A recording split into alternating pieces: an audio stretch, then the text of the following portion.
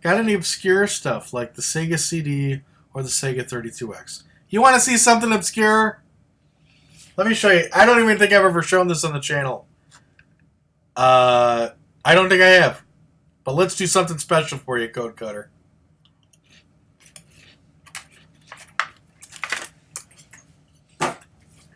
Obscure, he says.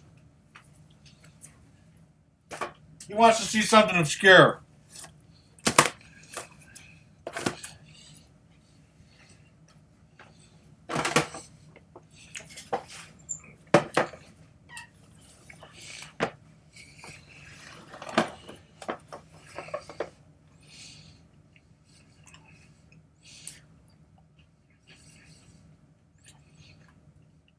Anybody know what this box is from?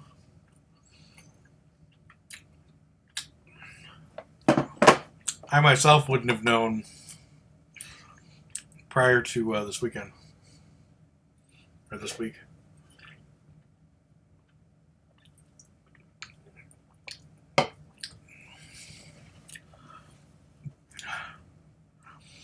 Pepsi Man is not in here.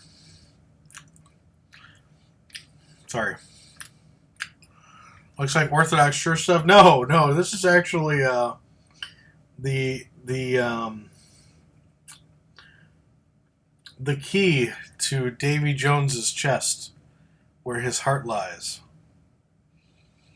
In Pirates of the Caribbean.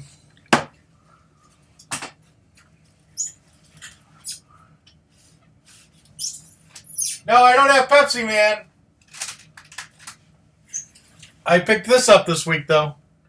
Vid Ribbon.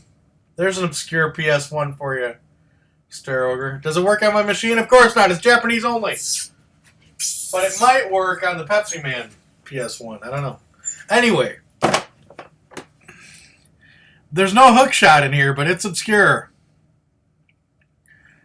It's obscure. I walked into my video game store, my local video game store, more than a year ago. Probably 2 years ago, maybe even 3 years ago.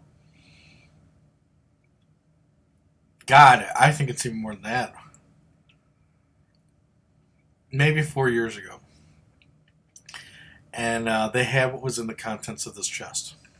And I believe they were asking for $65 at the time. And I paid it. I don't know if I used. I probably used some trade. Usually, when it's a high price like that, I'm usually going to come in with some doubles. This was a long time ago, though, so I don't. I can't say how much if I paid cash on this or not. But when I saw it and I saw what came with it, it was an undeniable. We're gonna buy this.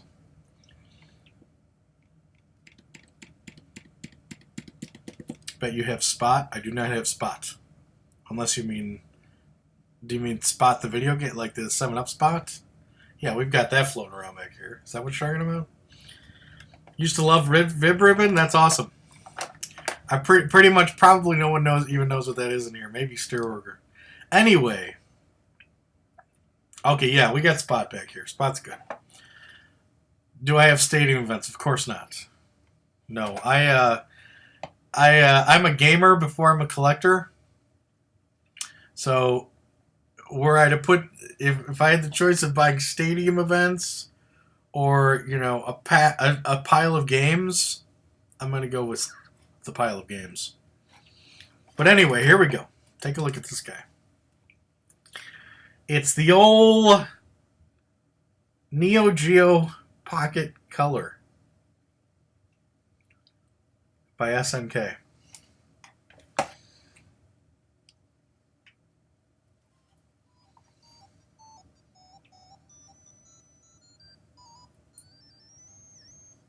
In all its non-backlit glory.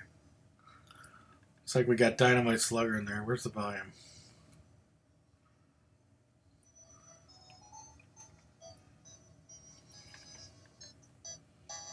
Look at that. You want to talk obscure? How's that for obscure? Yeah, Neo Geo had a portable version. This came out around the time of the Game Boy Color. It's about as it's on the same par as the Game Boy Color.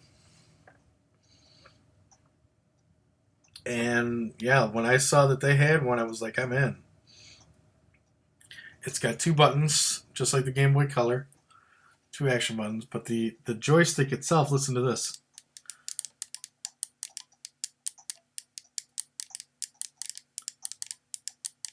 Can you hear it clicking? It clicks very much like a Neo Geo joystick.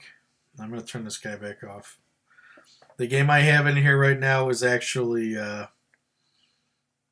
wasn't even available in the States. Yes, the sub battery is dead. Memory failure imminent. I know. All right. So what the game has just warned me of is there's actually 2 types of batteries running this thing. You've got 2 AA's running the main power. But then you have this guy here. And that's for a watch battery. A CR3202, I believe. And so you have to put a battery in there, and then that way it's like a Sega Saturn or a Sega Dreamcast. It's got internal memory, which is pretty cool. The Game Boy Color didn't have that. So rather than having all the batteries and all the separate games, you've got one battery to manage. So that's pretty hot. Pretty nice feature. On the back here is where the cartridges go in. You've got Dynamite Slugger there, which was an import game, not available in the United States. It's a quality Baseball Stars clone. King of Monsters. Yes, I have King of Monsters. I have it. I think I only have it on. Oh no, I have it for Sega Genesis. That's a nice teal shade. Yeah, it's not bad. Imagine showing that off back in middle school. Yeah, it's pretty good. I'd be like, please don't get my Neo Geo color wet while you're giving me a swirly. Yeah, Stair says, yeah, I don't even know what that is. Okay, good. Yes, this was to compete with the Game Boy Color and the Game Gear. Mainly the Game Boy Color, though. And obviously, when the Game Boy SP came out, that kind of blew this out of the water. Because this isn't backlit. It's so, you got to be at a desk or something. Like my scenario here, I've got a nice halogen light here. So I can play this quite easily. So they were asking $65. Would you pay $65 for this? No, because you're a smart person. However, it didn't just come on its own. It came with a very nice selection of games. You want to see the games? Of course you do. Are you getting the Super NT? Do I look like the kind of guy who's got the money for the Super NT? The Super NT, unless I may be getting that mixed up with the analog NT. I think the Super NT is a high-end Super Nintendo. Like I'm talking hundreds of dollars high-end, like made of steel or some sort of alloy. They made one for the Nintendo called the Analog NT. I'd really like to have one of those, but that's literally a $500 system. Switch has nothing on that bad boy. Well, it's got backlit capabilities, so there's that. Are they not the same cartridges? No, they're not the same cartridges as the regular Neo Geo. They're much smaller. Let's take a look at one. One of the more boring games in my collection here is Puzzle Link. Just some sort of random puzzle game. But you see it's got like this little Game Boy-esque like case. And they've got a little bit of a ridge here to pull the game in and out of the system, which is nice.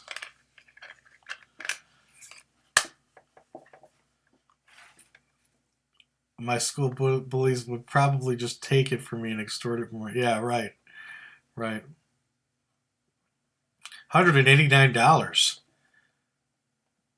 Are you talking about the NT? Maybe. I don't know a lot about the Super NT. I remember the analog NT being like somewhere in the $400, $500 range. Yeah, so we've got some games here.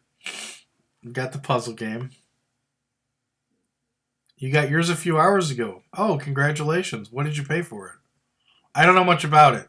Let's take a look at what... I won't veer off. I'm wondering about that, though. What happened to Link's hair? Yeah, I don't know. It's a good question. Looks a bit like Jaguar games, but smaller. That's true. They're also better. These are good games. The Jaguar, I don't know about that. You have the Neo Geo AES. Is that the handheld thing? Unfortunately, games are so expensive, so I went with the EverDrive cart. Oh, okay. So you have an original machine. I mean that's good. I think that's the way to go. But for if you have the system, get an EverDrive for it. But man, at the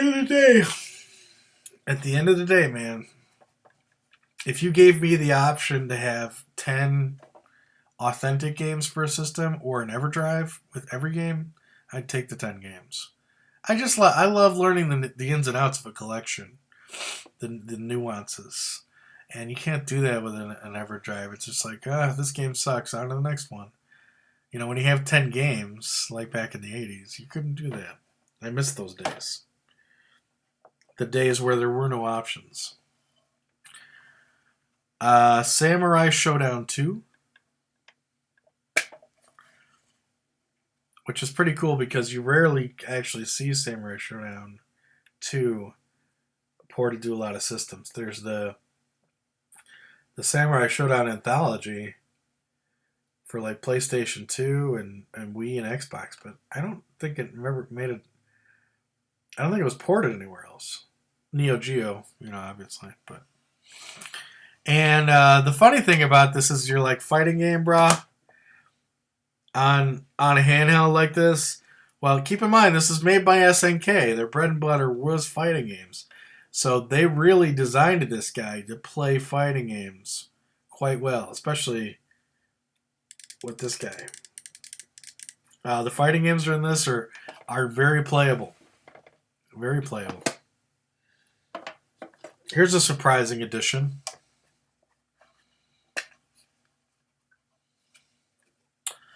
You got Sonic Pocket Adventure. That's Sonic the Hedgehog, believe it or not. This is right when the Dreamcast was out. This was at the same time Dreamcast was out. And believe it or not, the Dreamcast had a little association with the Neo Geo Pocket Color.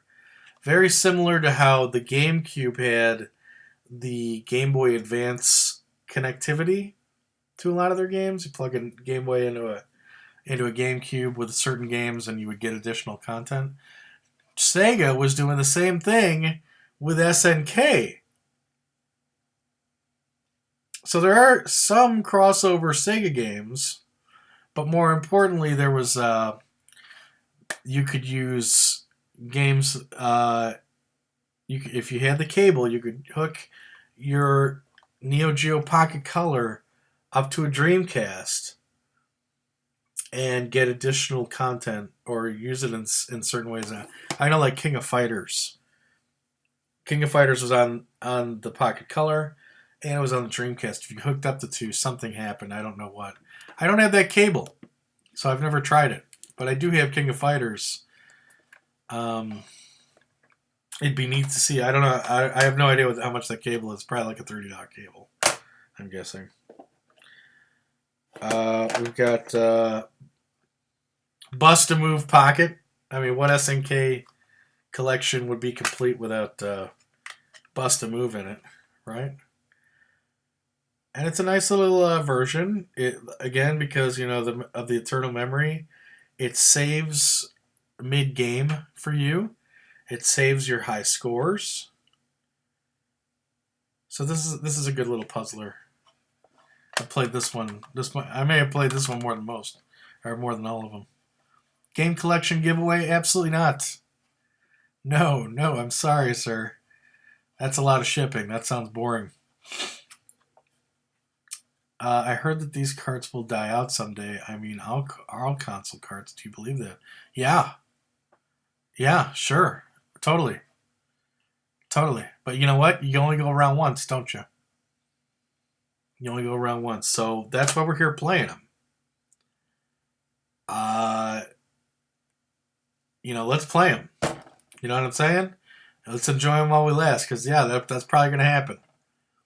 That's probably gonna happen. But I think that's good, because I kind of lived in this perfect time where I grew up in a time where gaming did not exist, or at least was not a household activity. Now we're living in a time where it is, massive. It'll be interesting in 20 years, 25 years, 30 years if I'm living in a time where all that's gone away. And I'm not saying gaming will be dead in 30 years, but I'm saying it'll be very different from how we're experiencing it now. So yeah, it's gonna be sad. I'm gonna cry when like King of Dragons for the Super Nintendo doesn't work, or Barnyard for the GameCube doesn't work. But I'll feel I didn't pay a lot for these. I really didn't. I tried to be really careful. There are some exceptions, but most of the time I pay through trading credit, or I try and find these at like pawn shops and stuff. So I'm not taking a huge loss if these things start not working. And you're like, well, why don't you just sell them now, man? Because I want to play them. Don't you guys want to play these? Don't make it about the money, bro. Make it about the adventure. That's why we're here. So I don't, I try my best not to think about it. Just have a good time. SNK had its own fighters called World Heroes or something. It had many, many fighters of its own. Fatal Fury, King of Fighters, World Heroes, Samurai Showdown, Art of Fighting, King of the Monsters, which is what you're describing there, the Monster City game. Carts will last centuries if stored properly. I don't know about that. Who knows? Well, if it saves or is on a chip, aren't there only so many saves it can write? Yeah, the more I use the battery, the less it does degrade. That's true. That is nice. Yeah, most games had password saves. Um, I love password saves these days, definitely, especially in the smartphone era. You can just snap a picture, throw it in a folder with your other passwords. You're good to go. Dackling says, when I was a kid, you got gaming drip by drip. You were lucky to get any game. Now you're drinking from a fire hose. Right, right. And I miss those days. I miss those days of only having so many games. Sadly, Pokemon GBA saves on a chip. Don't sell them, please. I won't sell them. Don't worry, we're going to have fun with them. Okay? I promise. All right. Where were we? This is the one game that I bought separate from the collection. It was a game, obviously when I got the system, I got interested in what other games were out there, if there was anything that I felt I would want to complete my modest little Neo Geo Pocket Color collection. And here was one. This is an action RPG called Dark Arms, Beast Buster 1999. I think it's kind of like in a dystopian future. but it's basically a top-down shooter with action RPG elements. So I was like, that sounds pretty hot. And at the time, it was like $1 plus shipping on Amazon. You know, there was a time, believe it or not, that like if you look these up now that you know they exist, you might want to look them up. They're expensive. Most of them are expensive now. Pretty much every retro console at this point has gotten expensive. But at the time, no one even cared about this thing. So I did buy that one game. Metal Slug. Second mission. You guys know what Metal Slug is, right? This is SNK's answer to Contra. You guys know Metal Slug, right? There's the Metal Slug. Remember this one? It's like 10 million games for it. Oh, the interesting thing is these Neo Geo Pocket Color games are still side-scrolling action games, but they play a little differently. For one thing, you can take more than one shot. There's actually a health gauge for this. But they are definitely a departure from the original Metal Slug series that we know from the arcades. And they're not available on any other platform. They were never ported to any other compilations or anything. So pretty cool to have some exclusive Metal Slugs here. And like I said, this is Metal Slug Second Mission, which obviously means, oh, there's a first one too. And check this out. Again, this was all part of the $65 deal that I bought these for originally. You've got Metal Slug First Mission in the box. So this is how these games actually sold in the stores. And it's got a neat little way to open up there. Got a nice manual. I seem to remember the manual being a little difficult to get out. There we go. But I think it's worth us looking at. Oh, it's a little guy. So you fit it in your back pocket of your jeans. Fit it in the back pocket of your jeans there. Full color. A lot of people get really excited about colored instruction manuals. So yeah, that's pretty cool. So yeah, Metal Slug 1 and 2, man. In this little collection, I found that to be very exciting prospect at the time. Get in there. All right. And then we have a few more games here. King of Fighters R2. Again, plays just fine. Fighting games in this thing are a lot of fun. I think that's our second 2D fighter.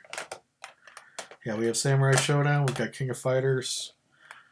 We've got Pac-Man. Pac-Man somehow made it to the Neo Geo Pocket Color. It's a nice, competent version of Pac-Man. I'm not that huge on Pac-Man, but it's the one game. It's the one game I can put in here, drop this thing in anybody's hands, and they'll be like, "Oh, this is kind of cool." And then you guys are gonna get a kick out of this one. This is probably the meatiest game in the collection. This is Card Fighters Clash. Card Fighters Clash.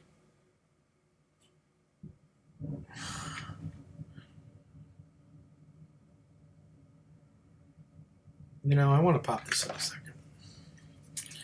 Card Fighters Clash is basically the Pokemon of the SNK of the Neo Geo Pocket Color. There were two versions. There was the SNK version. It was basically a top-down RPG where you would explore a world and fight people via card battling.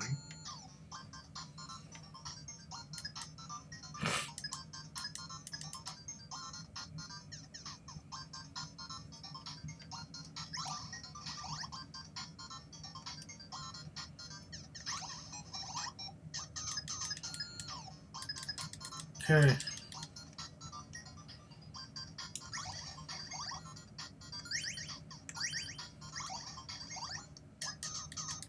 It's got me stuck in an OS menu here. Oh wow, this has some nice. I'm looking at the pocket menu here. It's probably booted me in here because the I gotta get a new watch battery for this thing. You guys can't see this, but there's a menu here for calendar. It'll save your calendar, world time, so I'll know exactly what time it is in Thailand with Duckling Duck. There's a horoscope. Let's see what my horoscope is.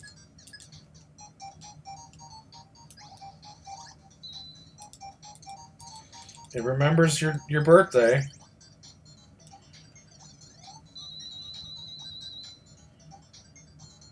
Okay, basically just is giving me a rating of money, health, romance, and general by stars. It looks like I've got 4 stars in money, 3 stars in health, 3 stars in romance, 3 stars in general. Well, that's not bad.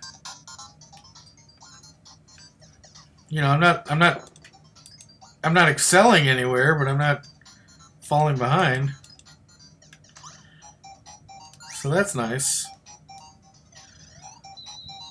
Anyway, I'm sick of. I'll stop boring you with the OS here. But yeah, you can set an alarm. I wonder. I don't know. Anyway, let's get back to Card Battler Clash. Card Battler Clash was basically a top-down RPG where the combat was you run into other people who have decks of cards, and the two of you try and take one another out. The cards themselves in the SNK version were all cards based off of characters from SNK games. So the Metal Slug guys, the King of Fighters, Fatal Fury, and you could gather these, and you know, you beat the other guy, you win one of his cards, and then you build your deck, right? Well, there was the SNK card of Card Battlers Clash, and then there was the Capcom Card Battlers Clash. So, where in Pokemon it was Pokemon Red and Pokemon Blue. In Card Fighter Clash, it was SNK or Capcom. And so you could make a Capcom deck with all these obscure Capcom characters. You know, everyone from you know, Mega Man and Strider to, you know, the Street Fighter guys, all the way down the line. And I'm sure you could mix them between SNK and Capcom cards too, I assume. But that's how they expected it to work. Was you and your friend, one guy would get the SNK card, the other one would get the Capcom card, and then you guys could fight and trade just like Pokemon. So that's a pretty meaty game, and it's not bad at all. The card combat's a lot of fun. And that's it. The only other thing I have left was the first game we had, Dynamite Slugger. We've got the full version here. And as you can see from the back, this was not available in America. This is the only game we have here that is from Japan. The machine is region free. But for whatever reason, I get maybe this guy wanted this game because whoever had this Neo Geo before me, they really wanted this because they imported it, and then they played the heck out of it. and they named all the teammates. All the in these kind of games, you can name your players. Well, everyone on this guy's team is like the most horrible names you can think of. They're like hate speech, and like swears and just disgusting things, filthy things. It's his entire team. On my particular cart here, whoever was playing this before me was a very disturbed individual. So this one actually opens a little differently. Now that with the Metal Gear box, this one actually opened like a little book. Dynamite Slugger does not do that. Dynamite Slugger opens like a more conventional NES Super Nintendo thing, but it's got this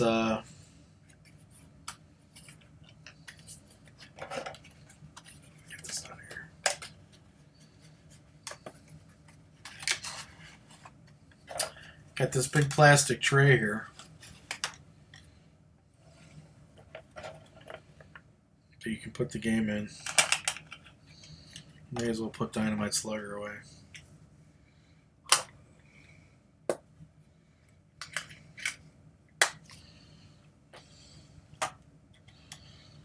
Goes right there. Got an advertisement for some of the other Neo Geo catalog here. And there we go.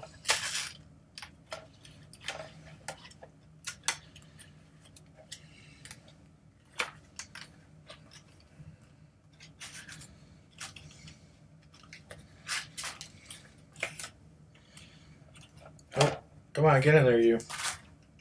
There we go. Wasn't this fascinating?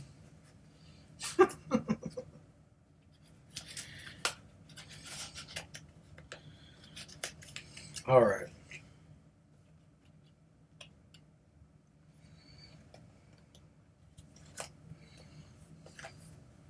Good stuff. So yeah, what did we do? We did. So what do you think? That was $65 for the system, and 2 boxed games.